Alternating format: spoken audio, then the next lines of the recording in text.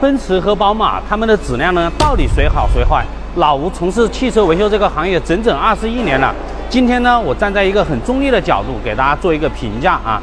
老吴觉得，在任何档次、任何价位，奔驰的质量都要比宝马质量更好。那么老吴讲的仅仅是质量啊。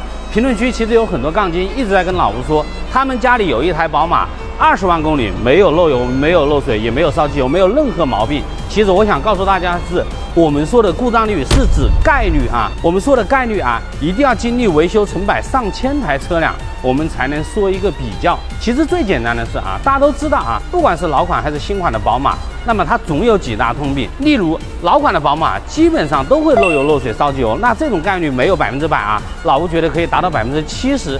新款的宝马漏水基本上它的故障概率可以达到90%，只是时间问题。如果说你跑到了15万公里，你的新款宝马还没有漏水，那么恭喜你，你非常幸运。第二点是，我们的新款宝马啊，它的空调经常会出现不制冷，那么这个是什么原因呢？是它的蒸发箱泄漏。老吴见过最新的，仅行驶了2万公里，它的蒸发箱就已经出现了问题。那么更换蒸发箱啊，要把整个仪表都拆下来，非常麻烦，价格也非常昂贵。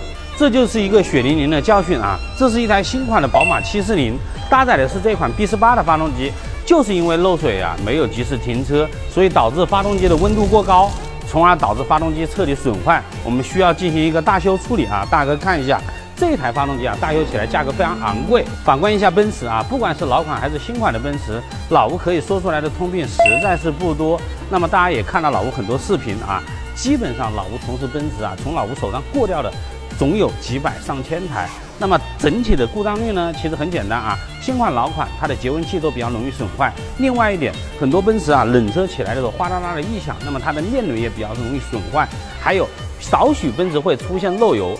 那么最常见的呢，就是老款的3.0自然吸气那款发动机容易出现拉缸。我们很少听到奔驰漏油漏水，特别是烧机油。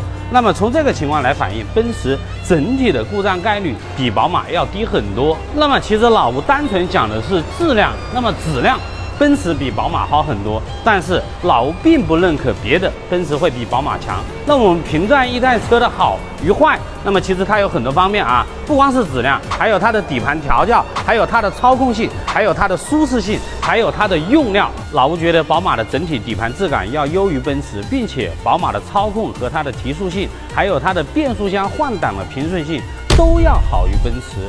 那么这样得出一个结论，就是当你选择一台好开的车，那么宝马。如果说你选择奔驰、宝马、奥迪之中质量最好的，那你选奔驰。你觉得到底是宝马好还是奔驰好？欢迎评论区给老吴留言，我们一起来讨论。